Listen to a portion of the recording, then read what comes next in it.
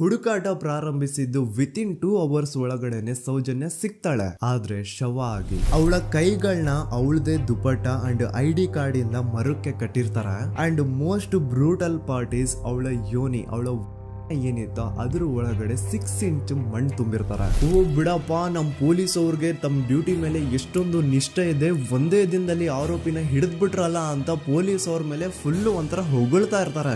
ಆದ್ರೆ ಪಾಪ ಜನರಿಗೆ ಎಲ್ಲಿ ಗೊತ್ತಿತ್ತು ಈ ಕೇಸ್ ನ ರಿಯಲ್ ಆರೋಪಿ ಬೇರೆ ಯಾರೋ ಇದಾರೆ, ಪೊಲೀಸ್ ಅವರೇ ಈ ಕೇಸ್ ನ ಮಿಸ್ಲೀಡ್ ಮಾಡೋದಕ್ಕೆ ಸುಮ್ನೆ ಸಂತೋಷ್ನ ಅರೆಸ್ಟ್ ಮಾಡಿದ್ದಾರೆ ಅಂತ. ಪೊಲೀಸ್ ಅವರು ಈ ಕೇಸ್ ಅಲ್ಲಿ ಕರಪ್ಟ್ ಆಗಿದ್ದಾರೆ, ಪೊಲೀಸ್ ಅವರೇ ಸತ್ಯ ಮುಚ್ಚಿಡ್ಲಿಕ್ಕೆ ಟ್ರೈ ಮಾಡ್ತಿದ್ದಾರೆ. ಹಾಗಾಗಿ ಈ ಕೇಸ್ ನ ಇನ್ಮುಂದೆ ಪೊಲೀಸ್ ಅವರಲ್ಲದೆ CBI ಅವರು ಇನ್ವೆಸ್ಟಿಗೇಷನ್ ಮಾಡಬೇಕು, ಈ ಕೇಸ್ ನ CBI ಒಪ್ಸಿ ಅಂತ ಅಗೇನ್ ಪ್ರೊಟೆಸ್ಟ್ ಗಳು ಸ್ಟಾರ್ಟ್ ಆಗ್ತವೆ. ಸೌಜನ್ಯ ಕೇಸ್ ಒಂದೇ ಅಲ್ಲ, ನಾರಾಯಣ ಹಾಗೂ ಯಮುನಾ ಕೇಸಲ್ಲೂ, ವೇದವಲ್ಲಿ ಕೇಸಲ್ಲೂ, ಆ ಬ್ಯಾಂಕ್ ಮ್ಯಾನೇಜರ್ ನ ಕೇಸಲ್ಲೂ ಹಾಗೂ ಪದ್ಮಲತಾ ಕೇಸಲ್ಲೂ ಸೀದಾ ಡೈರೆಕ್ಟ್ ಡೌಟ್ ಬರೋದೆ ಊರಿನ ಗೌಡ್ರ ಮೇಲೆ. ಸೌಜನ್ಯ ಕೇಸ್ ಬಿಟ್ಟು ಆ ಇನ್ನೊಂದು ಕೇಸ್ ಯಾವುದು, ಅದಕ್ಕೂ ಸಂತೋಷ್ಗೂ ಏನ್ ಸಂಬಂಧ, ಅದ್ರಲ್ಲಿ ಯಾಕೆ ಸಂತೋಷ್ನ ಪೊಲೀಸ್ ಅವರು ಫಿಟ್ ಮಾಡಿದ್ರು ಅಂತ ಪ್ರತಿಯೊಂದು ಹೇಳ್ತೀನಿ.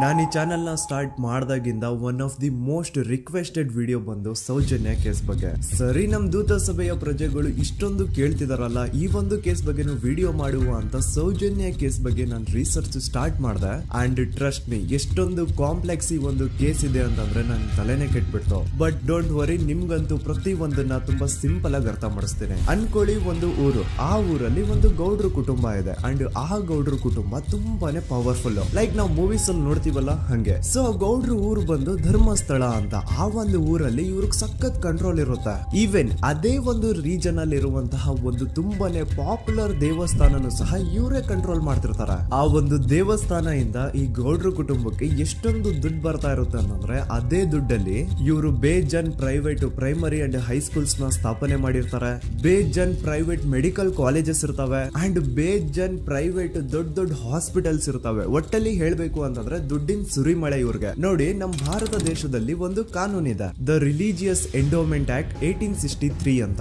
ಬೇಸಿಕಲಿ ಈ ಒಂದು ಕಾನೂನು ಏನ್ ಹೇಳುತ್ತೆ ಅಂತಂದ್ರೆ, ಭಾರತದಲ್ಲಿ ಯಾವ್ದೆಲ್ಲ ಹಿಂದೂ ಟೆಂಪಲ್ಸ್ ಇದಾವೋ ಅವೆಲ್ಲ ಗವರ್ಮೆಂಟ್ ಪ್ರಾಪರ್ಟಿ. ಆ ಹಿಂದೂ ಟೆಂಪಲ್ಸ್ ನ ಮ್ಯಾನೇಜ್ಮೆಂಟ್ ಎಲ್ಲ ಗವರ್ಮೆಂಟ್ ಕೈಗೆ ಹೋಗಿ ಗವರ್ಮೆಂಟ್ ಡಿಸೈಡ್ ಮಾಡುತ್ತೆ ಆ ಮ್ಯಾನೇಜ್ಮೆಂಟ್ ಅಲ್ಲಿ ಯಾರ್ ಕೆಲ್ಸಕ್ಕೆ ಇರಬೇಕು, ಯಾರ್ ಕೆಲ್ಸಕ್ಕೆ ಇರಬಾರ್ದು, ಅಂಡ್ ಆ ಟೆಂಪಲ್ ಇಂದ ಬರ್ತಿರುವಂತಹ ಡೊನೇಷನ್ ಅಮೌಂಟ್ ನ ಏನ್ ಮಾಡಬೇಕು ಅಂತ. ಸೊ ಈ ಒಂದು ಕಾನೂನಿನ ಪ್ರಕಾರ ಗವರ್ಮೆಂಟ್ ಇಂಡಿಯಾದಲ್ಲಿ ಇರುವಂತಹ ಆಲ್ಮೋಸ್ಟ್ ಎಲ್ಲಾ ಹಿಂದೂ ಟೆಂಪಲ್ಸ್ ನ ತನ್ನ ಕಂಟ್ರೋಲ್ ಅಲ್ಲಿ ತಗೋತಾ ಇರ್ಬೇಕಾದ್ರೆ ಗವರ್ಮೆಂಟ್ ಅಫಿಷಿಯಲ್ಸ್ ಧರ್ಮಸ್ಥಳ ಶ್ರೀ ಮಂಜುನಾಥ ದೇವಸ್ಥಾನಕ್ಕೂ ರೀಚ್ ಔಟ್ ಮಾಡ್ತಾರೆ. ಅಂಡ್ ಆಗ ಇಷ್ಟು ದಿನ ಟೆಂಪಲ್ ನ ಕಂಟ್ರೋಲ್ ಮಾಡ್ತಿದ್ದಂತಹ ಆ ಗೌಡ್ರ ಕುಟುಂಬ ಏನ್ ಹೇಳುತ್ತೆ ಗೊತ್ತಾ, ಇಲ್ಲ ಇದು ಹಿಂದೂ ಟೆಂಪಲ್ ಅಲ್ಲ, ಇದು ಜೈನ್ ಫ್ಯಾಮಿಲಿಗೆ ಬಿಲಾಂಗ್ ಮಾಡುವಂತಹ ಒಂದು ಪ್ರೈವೇಟ್ ಟೆಂಪಲ್ ಅಂತ ಹೇಳ್ತಾರೆ. ನಾನು ಇಷ್ಟು ದಿನ ಧರ್ಮಸ್ಥಳ ಶ್ರೀ ಮಂಜುನಾಥ ದೇವಸ್ಥಾನ ಒಂದು ಹಿಂದೂ ಟೆಂಪಲ್ ಅಂತ ಅನ್ಕೊಂಡಿದ್ದೆ. ಆದ್ರೆ ಈಗಷ್ಟೇ ನನಗೂ ಗೊತ್ತಾಗಿದ್ದು ಇದು ಹಿಂದೂ ಟೆಂಪಲ್ ಅಲ್ಲ, ಇದು ಒಂದು ಜೈನ್ ಫ್ಯಾಮಿಲಿಗೆ ಬಿಲಾಂಗ್ ಮಾಡುವಂತಹ ಪ್ರೈವೇಟ್ ಜೈನ್ ಟೆಂಪಲ್ ಅಂತ.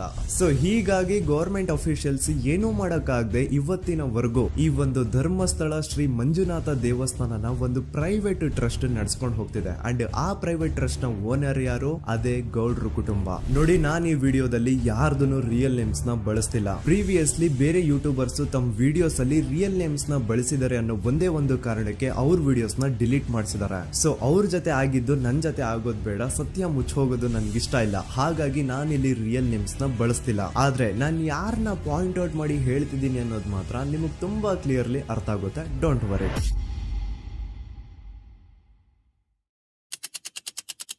ದಿನಾಂಕ 9/10/2012. A very normal day for everyone except Soujanya.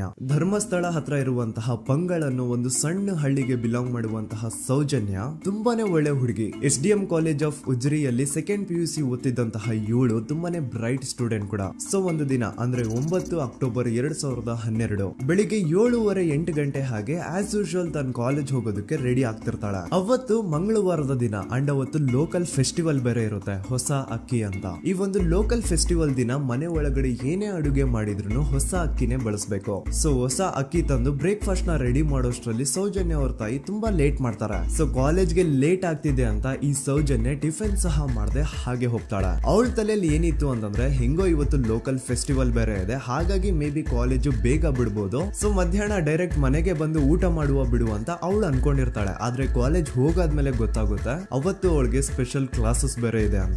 Soujanya breakfast ಕೂಡ ಮಾಡಿರಲ್ಲ ಅಂಡ್ ಲಂಚ್ ಬಾಕ್ಸ್ ಕೂಡ ತಂದಿರಲ್ಲ. ಹಾಗಾಗಿ ಲಂಚ್ ಟೈಮ್ ಅಲ್ಲಿ ಸೌಜನ್ಯನ ಒಬ್ಳು ಫ್ರೆಂಡ್ ಜಾನ್ವಿ ತಾನ್ ತಂದಿರುವಂತಹ ಲಂಚ್ ಬಾಕ್ಸ್ ಅಲ್ಲಿ ಒಂದಿಷ್ಟು ಲಂಚ್ ನ ಆಫರ್ ಮಾಡ್ತಾಳ.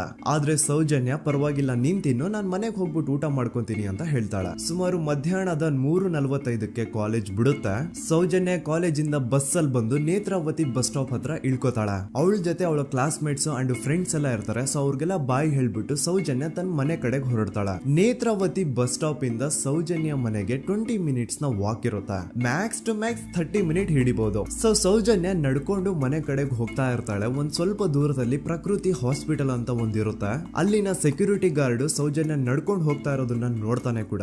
ನಂತರ ಸೌಜನ್ಯ ಒಂದು 10 ನಿಮಿಷ ಹಂಗೆ ಮುಂದೆ ನಡ್ಕೊಂಡು ಹೋಗಾದ್ಮೇಲೆ ಸೌಜನ್ಯಗೆ ತನ್ನ ಮಾವ ಸಿಗ್ತಾರ. ಅವರು ಸೌಜನ್ಯನ ನೋಡಿ ಮಾತಾಡಿಸ್ತಾರೆ. ಯಾಕಮ್ಮ ಕಾಲೇಜಿಂದ ಇಷ್ಟು ಲೇಟ್ ಬರ್ತಿದ್ಯಾ ಅಂತ ಕೇಳ್ತಾರೆ. ಆಗ ಸೌಜನ್ಯ ಇಲ್ಲ ಮಾವ, ಕಾಲೇಜಲ್ಲಿ ಸ್ಪೆಷಲ್ ಕ್ಲಾಸ್ ಇತ್ತು ಹಾಗಾಗಿ ಲೇಟ್ ಆಗ್ಬಿಡ್ತು ಅಂತ ಹೇಳಿ ಒಂದೆರಡು ಮಾತಾಡಿಸಿ ನಂತರ ತನ್ನ ಮನೆ ಕಡೆ ತಾನು ಹೊರಡ್ತಾಳ. ಈಗ ಆ ಒಂದು ಪಾಯಿಂಟ್ ಇಂದ ಸೌಜನ್ಯಗೆ ತನ್ನ ಮನೆ ಹೋಗ್ಲಿಕ್ಕೆ 10 ನಿಮಿಷ ಬೇಕು. ಮ್ಯಾಕ್ಸ್ ಟು ಮ್ಯಾಕ್ಸ್ 20 ಮಿನಿಟ್ ಅನ್ಕೊಳ್ಳಿ. 3:45ಕ್ಕೆ ಕಾಲೇಜ್ ಬಿಟ್ರೆ ಅರೌಂಡ್ 4:30ಗೆ ಮನೇಲಿ ಇರ್ಬೇಕಾಗಿದ್ದು ಹುಡುಗಿ 6:15 ಗಂಟೆ ಆಗಿದ್ರು ಮನೆಗೆ ಸೇರಿರಲ್ಲ. ಸೊ ಮನೇಲಿ ಸೌಜನ್ಯ ಅವ್ರ ತಾಯಿಗೆ ಟೆನ್ಷನ್ ಸ್ಟಾರ್ಟ್ ಆಗುತ್ತೆ. ಏನಪ್ಪಾ ಈ ಹುಡುಗಿ ಎಷ್ಟೊತ್ತಾದ್ರೂ ಇನ್ನು ಮನೆಗ್ ಬಂದಿಲ್ವಲ್ಲ ಅಂತ. ಸೊ ಅವ್ರೇನ್ ಮಾಡ್ತಾರೆ, ಸೌಜನ್ಯ ಅವ್ರ ತಂದೆ ಕಾಲ್ ಮಾಡ್ಬಿಟ್ಟು ರೀ ಹಿಂಗೆ 3:30-4 ಗಂಟೆಗೆ ಕಾಲೇಜ್ ಇಂದ ಮನೆಗ್ ಬರ್ತಿದ್ದಿದ್ ನಮ್ ಹುಡುಗಿ ಇವತ್ತು 7 ಗಂಟೆ ಆದ್ರೂ ಇನ್ನು ಮನೆಗ್ ಬಂದಿಲ್ಲ, ನೀವು ಸ್ವಲ್ಪ ಬೇಗ ಮನೆಗ್ ಬಂದು ವಿಚಾರಿಸಿ ಅಂತ ಗಾಬ್ರಿಲಿ ಹೇಳ್ತಾರ. ಸರಿ ಅಂತ ಸೌಜನ್ಯ ಅವ್ರ ತಂದೆ ಮನೆಗ್ ಬಂದ್ಬಿಟ್ಟು ಸೌಜನ್ಯನ ಫ್ರೆಂಡ್ಸ್ ಕ್ಲಾಸ್ ಮೇಟ್ಸ್ ಯಾರ್ದೆಲ್ಲ ಅವ್ರ ಹತ್ರ ನಂಬರ್ ಇರುತ್ತೋ ಅವ್ರಿಗೆಲ್ಲ ಕಾಲ್ ಮಾಡ್ಬಿಟ್ಟು ಸೌಜನ್ಯ ಬಗ್ಗೆ ಕೇಳ್ತಾರ.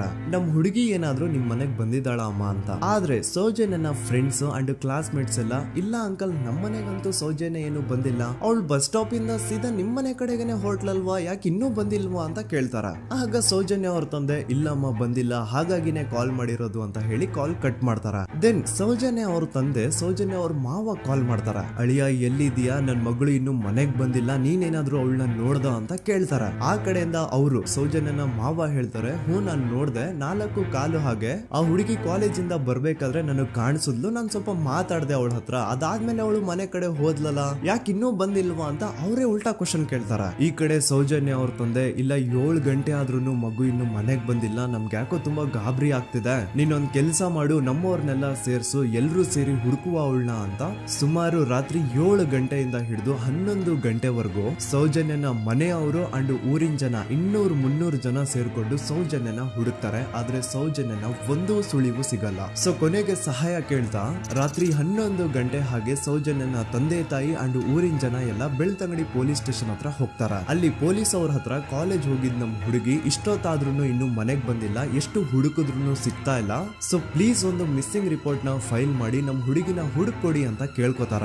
ಆದ್ರೆ ಪೊಲೀಸ್ ಅವರು ಒಪ್ಪಲ್ಲ. ಇಲ್ಲ ಯಾವುದೇ ಪರ್ಸನ್ ಮಿಸ್ಸಿಂಗ್ ಆದ್ರೆ ಆಫ್ಟರ್ 24 ಅವರ್ಸ್ ಆದ್ಮೇಲೆ ರಿಪೋರ್ಟ್ ಫೈಲ್ ಮಾಡಕ್ಕಾಗೋದು. ಸೊ ನೀವ್ ಒಂದ್ ಕೆಲ್ಸ ಮಾಡಿ, ಈಗ ಮನೆಗ್ ಹೋಗಿ ನಾಳೆ ಬೆಳಿಗ್ಗೆವರೆಗೂ ನೋಡಿ, ನಾಳೆ ಬೆಳಿಗ್ಗೆವರೆಗೂ ನಿಮ್ ಮಗಳು ನಿಮ್ ಮನೆಗ್ ಬಂದಿಲ್ಲ ಅಂತಂದ್ರೆ ಆಗ ಬಂದ್ಬಿಟ್ಟು ಮಿಸ್ಸಿಂಗ್ ರಿಪೋರ್ಟ್ ನ ಫೈಲ್ ಮಾಡಿಸಿ ಅಂತ ಹೇಳಿ ಕಳಿಸ್ತಾರ. ಆಗ ಆಲ್ಮೋಸ್ಟ್ ಮಿಡ್ ನೈಟ್ ಆಗಿರೋದ್ರಿಂದ ಅಂಡ್ ಮಳೆ ಬೇರೆ ತುಂಬಾ ಜೋರಾಗಿ ಬರ್ತಾ ಇರುತ್ತೆ. ಸೊ ಈ ಸಿಚುವೇಶನ್ ಅಲ್ಲಿ ಸೌಜನ್ಯನ ಹುಡುಕ್ಲಿಕ್ಕೆ ಆಗಲ್ಲ. ನಾಳೆ ಬೆಳಿಗ್ಗೆ ಸೇರ್ಕೊಂಡು ಅಗೇನ್ ಎಲ್ರು ಸೌಜನ್ಯನ ಹುಡುಕುವ ಅಂತ ಸೌಜನ್ಯನ ಮನೆಯವರು ಅಂಡ್ ಊರಿನ ಜನ ಎಲ್ರು ತಮ್ಮ ಮನೆಗೆ ಹೋಗ್ಬಿಡ್ತಾರ. ನೆಕ್ಸ್ಟ್ ದಿನ ಅಂದ್ರೆ 10 ಅಕ್ಟೋಬರ್ 2012 ಬುಧವಾರದ ದಿನ ಬೆಳಿಗ್ಗೆ 10 ಗಂಟೆ ಹಾಗೆ ಸೌಜನ್ಯನ ಮನೆಯವರು ಅಂಡ್ ಊರಿನ 200-300 ಜನ ಸೇರ್ಕೊಂಡು ಅಗೇನ್ ಸೌಜನ್ಯಗೋಸ್ಕರ ಹುಡುಕಾಟ ಸ್ಟಾರ್ಟ್ ಮಾಡ್ತಾರ. ಹುಡುಕಾಟ ಪ್ರಾರಂಭಿಸಿದ್ದು ವಿತಿನ್ 2 ಅವರ್ಸ್ ಒಳಗಡೆನೆ ಸೌಜನ್ಯ ಸಿಗ್ತಾಳೆ. ಆದ್ರೆ ಶವ ಆಗಿ ಆ 200-300 ಊರಿನ ಜನ ಎಲ್ಲ ಸೇರ್ಕೊಂಡು ಏನ್ ಸೌಜನ್ಯನ ಹುಡುಕ್ತಾ ಇದ್ರು ಅದರಲ್ಲಿ ಯಾರೋ ಒಬ್ರಿಗೆ ಸೌಜನ್ಯನ ಮನೆಯಿಂದ ಕೇವಲ 10 ನಿಮಿಷ ದೂರದಲ್ಲಿರುವಂತಹ ಒಂದು ಹಳ್ಳನ ದಡದಲ್ಲಿ ಸೌಜನ್ಯ ಮೃತದೇಹ ಸಿಗುತ್ತಾ. ಈಗ ಸತ್ತಿರುವಂತಹ ಸೌಜನ್ಯನ ಡೆಡ್ ಬಾಡಿ ಯಾವ ಒಂದು ಕಂಡೀಷನ್ ಅಲ್ಲಿ ಇತ್ತು ಅಂತ ಹೇಳ್ತೀನಿ, ಸ್ವಲ್ಪ ಗಮನ ಇಟ್ಟು ಕೇಳಿಸ್ಕೊಳ್ಳಿ. ಅವಳ ಕೈಗಳನ್ನ ಅವಳದೇ ದುಪಟ್ಟ ಅಂಡ್ ID ಕಾರ್ಡ್ ಇಂದ ಮರಕ್ಕೆ ಕಟ್ಟಿರ್ತಾರ.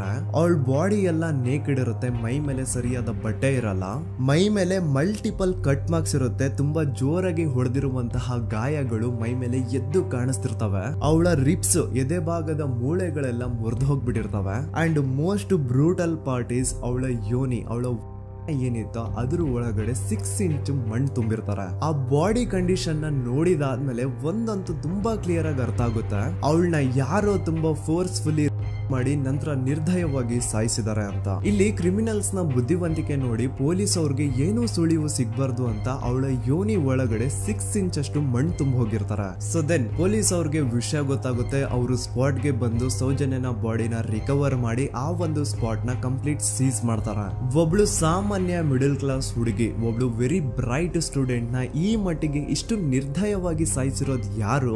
ಇನ್ ಕೇಸ್ ಏನಾದ್ರೂ ಈ ಕ್ರೈಮ್ ಮಾಡಿದವನು ಸಿಕ್ಕಿ ಬಿದ್ರೆ ಅವನ್ನ ಸುಮ್ನೆ ಬಿಡಬಾರ್ದು ಅಂತ ಜನ ಆಕ್ರೋಶ ವ್ಯಕ್ತಪಡಿಸ್ತಾರೆ. ಅಂಡ್ ಗೆಸ್ ವಾಟ್, ನಮ್ ಪೊಲೀಸ್ ಅವರು ಇಷ್ಟೊಂದು ಫಾಸ್ಟ್ ಆಗಿ ಇನ್ವೆಸ್ಟಿಗೇಷನ್ ಕಂಪ್ಲೀಟ್ ಮಾಡ್ತಾರೆ ಅಂತ ನಾನಂತೂ ಎಕ್ಸ್ಪೆಕ್ಟ್ ಮಾಡಿರ್ಲಿಲ್ಲ. ಅಂಡ್ ಈವನ್ ಈ ಒಂದು ವಿಷಯದಿಂದ ಊರಿನ ಜನನು ಶಾಕ್ ಆಗ್ತಾರೆ. ಸೌಜನ್ಯ ಬಾಡಿ ಸಿಕ್ಕಿದ್ದ ನೆಕ್ಸ್ಟ್ ದಿನ ಅಂದ್ರೆ 11 ಅಕ್ಟೋಬರ್ 2012 ಸಂಜೆ 5 ಗಂಟೆ ಹಾಗೆ ಯಾರು ಸೌಜನ್ಯನ ಪಂಡು ಮರ್ಡರ್ ಮಾಡಿದ್ನೋ ಆ ಕ್ರಿಮಿನಲ್ ಕೂಡ ಸಿಕ್ಕಿ ಬೀಳ್ತಾನೆ. ಈಗ ನೀವು ಥಿಂಕ್ ಮಾಡ್ಬೋದು, ಸೌಜನ್ಯನ ಯಾರು ಮರ್ಡರ್ ಮಾಡಿದ್ರು ಅಂಡ್ ಯಾರ ಕ್ರೈಮ್ ನ ಮಾಡಿದ್ರು ಅವನು ನೆಕ್ಸ್ಟ್ ದಿನಾನೇ ಸಿಕ್ಕಿ ಬಿದ್ದ. ಹಾಗಿದ್ರೆ ಈ ಕೇಸ್ ಯಾವಾಗ್ಲೂ ಕ್ಲೋಸ್ ಆಗ್ಬಿಡ್ಬೇಕಿತ್ತು. ಆದ್ರೂ ಸ್ಟಿಲ್ ಇವತ್ತಿನ ದಿನವರೆಗೂ ಯಾಕೆ ಈ ಕೇಸ್ ಪದೇ ಪದೇ ನ್ಯೂಸ್ ಅಲ್ಲಿ ಬರುತ್ತೆ ಅಂದ್ರೆ, ನಮ್ ದೂತ ಸಭೆಯ ಪ್ರಜೆಗಳೇ ರೆಡಿ ಆಗಿ, ಆರೋಪಿ ಸಿಕ್ಕಾದ್ಮೇಲೆ ಈ ಕೇಸು ಕ್ಲೋಸ್ ಆಗಿಲ್ಲ. ಆಕ್ಚುಲಿ ಈ ಕೇಸು ಓಪನ್ ಆಗಿದ್ದೆ ಈಗ. ನೋಡಿ, ಸೌಜನ್ಯನ ಬಾಡಿ ಸಿಕ್ಕಿದ್ದು ನೆಕ್ಸ್ಟ್ ದಿನ ಅಂದ್ರೆ 11 ಅಕ್ಟೋಬರ್ 2012. PSI ಯೋಗೇಶ್ ಅವರು ಯಾರನ್ನ ಈ ಕೇಸಲ್ಲಿ ಅರೆಸ್ಟ್ ಮಾಡಿದ್ರು ಅಂದ್ರೆ ಆತನ ಹೆಸರು ಬಂದು ಸಂತೋಷ್ ರಾವ್. 28-29 ವಯಸ್ಸಿರುವಂತಹ Santosh Rao first of all ಧರ್ಮಸ್ಥಳದವನು ಅಲ್ವೇ ಅಲ್ಲ, ಅವನು ಶೃಂಗೇರಿ ಅವನು. ಸಂತೋಷ್ ರಾವ್ ನ ತಂದೆ ಸ್ಕೂಲ್ ಟೀಚರು ಅಂಡ್ ತಾಯಿ ಹೌಸ್ ವೈಫ್. ಸಂತೋಷ್ ಮೊದ್ಲಿಂದನೂ ಒಂದ್ ಸ್ವಲ್ಪ ಮೆಂಟಲಿ ಇಲ್ಲಿರೋದ್ರಿಂದ ಅವನಿಗೆ ವಿದ್ಯೆ ಬರಹ ಅನ್ನೋದು ತಲೆಗೆ ಹೋಗಿರಲ್ಲ. ಹಾಗಾಗಿ ಅವನು ಶೃಂಗೇರಿಯಲ್ಲಿ ಒಂದು ಹೋಟೆಲ್ ಅಲ್ಲಿ ಕೆಲಸ ಮಾಡ್ತಿರ್ತಾನೆ. ಮೆಂಟಲಿ ಅನ್ಸ್ಟೇಬಲ್ ಇದ್ರೂ ಸಹ ಈತನಿಗೆ ದೇವ್ರ ಮೇಲೆ ಬಹಳ ನಂಬಿಕೆ ಇರುತ್ತೆ. ಹಾಗಾಗಿ ತಿಂಗಳಿಗೆ ಒಮ್ಮೆ ಆದ್ರೂ, ಅಟ್ಲೀಸ್ಟ್ 2 ತಿಂಗಳಿಗೆ ಒಮ್ಮೆ ಆದ್ರೂ ಈತ ಯಾವ್ದಾದ್ರು ಒಂದು ಪುಣ್ಯಕ್ಷೇತ್ರಕ್ಕೆ ವಿಸಿಟ್ ಮಾಡಿ ಬರ್ತಿರ್ತಾನೆ. ಹಾಗೇನೆ ಈ ಸತಿನೂ ಸಹ ಈತ ಧರ್ಮಸ್ಥಳಕ್ಕೆ ಬಂದಿರ್ತಾನೆ. ಇವನು ಧರ್ಮಸ್ಥಳಕ್ಕೆ ಬಂದಿದ್ದು ದಿನಾಂಕ 9 ಅಕ್ಟೋಬರ್ 2012. ಈ ದಿನಾಂಕನ ಸ್ವಲ್ಪ ನೋಟ್ ಮಾಡಿ ಇಟ್ಕೊಳ್ಳಿ, ಯಾಕಂತಂದ್ರೆ ಮುಂದೆ ಈ ಕೇಸಲ್ಲಿ ಇದೇ ಮೇಜರ್ ಟರ್ನಿಂಗ್ ಪಾಯಿಂಟ್. ಸೊ ಸೌಜನ್ಯನ ಡೆತ್ ಆಗಿಂತ ಒಂದು ದಿನ ಹಿಂದೆ ಧರ್ಮಸ್ಥಳಕ್ಕೆ ಬಂದಿರುವಂತಹ ಸಂತೋಷ್ ರಾವ್ಗೆ ಎಲ್ಲೂ ಉಳ್ಕೊಳ್ಳಿಕ್ಕೆ ಹೋಟೆಲ್ ಅಲ್ಲಿ ಅಥವಾ ಲಾಡ್ಜ್ ಅಲ್ಲಿ ರೂಮ್ ಸಿಗಲ್ಲ. ರೀಸನ್ ಇಷ್ಟೇ, ಸಂತೋಷ್ ರಾವ್ ನೋಡ್ಲಿಕ್ಕೆ ಸ್ವಲ್ಪ ಮೆಂಟಲಿ ಅನ್ಸ್ಟೇಬಲ್ ಪರ್ಸನ್ ತರ ಇರ್ತಾನೆ. ಅವನ ಅವತಾರ, ಅವನ ವೇಷಭೂಷಣ ಅಷ್ಟು ಸರಿ ಇರಲ್ಲ. ಹಾಗಾಗಿ ಇವನ್ಗೆ ಯಾವುದೇ ಒಂದು ಹೋಟೆಲ್ ಅಲ್ಲಿ ಅಥವಾ ಲಾಡ್ಜ್ ಅಲ್ಲಿ ಎಲ್ಲಿನೂ ರೂಮ್ ಸಿಗಲ್ಲ. ಸೊ ಉಳ್ಕೊಳ್ಳೋಕೆ ಜಾಗ ಸಿಗದೆ ಇವನೇನ್ ಮಾಡ್ತಾನೆ, ಅಲ್ಲೇ ಹತ್ರದಲ್ಲಿರುವಂತಹ ಬಾಹುಬಲಿ ಬೆಟ್ಟಕ್ಕೆ ಹೋಗಿ ಅಲ್ಲಿರುವಂತಹ ಬಾಹುಬಲಿ ಸ್ಟ್ಯಾಚು ಹತ್ರನೇ ಆಶ್ರಯ ತಗೊಳ್ತಾನೆ. ಅಂಡ್ 1-2 ದಿನ ಅವನು ಅಲ್ಲೇ ಉಳ್ಕೋತಾನೆ ಕೂಡ. ಡೇ ಟೈಮ್ ಅಲ್ಲಿ ಧರ್ಮಸ್ಥಳಕ್ಕೆ ಬಂದು ಧರ್ಮಸ್ಥಳ ಶ್ರೀ ಮಂಜುನಾಥ ದೇವಸ್ಥಾನದಲ್ಲಿದ್ದು ಅಲ್ಲೇ ಪ್ರಸಾದ ಊಟ ಎಲ್ಲ ಮಾಡಿ ನಂತರ ನೈಟ್ ಆಗ್ತಿದ್ದಂಗೆ ಬಾಹುಬಲಿ ಬೆಟ್ಟಕ್ಕೆ ಹೋಗಿ ಆ ಸ್ಟ್ಯಾಚು ಹತ್ರನೇ ಮಲ್ಕೊಳ್ತಿರ್ತಾನೆ. ಸೊ ಒಂದು ದಿನ ಅಂದ್ರೆ 11 ಅಕ್ಟೋಬರ್ 2012 ಸಂಜೆ 5 ಗಂಟೆ ಹಾಗೆ ಈ ಸಂತೋಷ್ ರಾವ್ ತನ್ನ ಪಾಡಿಗೆ ತಾನು ಆ ಬೆಟ್ಟದ ಮೇಲೆ ಕೂತ್ಕೊಂಡು ಸೀನರೀಸ್ ನ ಎಂಜಾಯ್ ಮಾಡ್ತಾ ಇರಬೇಕಾದ್ರೆ ಯಾರೋ ಅದೇ ಊರಿನ 5 ಜನ ಕಿಡಿಗೇಡಿಗಳು ಬಂದು ಇವನ್ ಹತ್ರ ಜಗಳ ತೆಗಿತಾರ.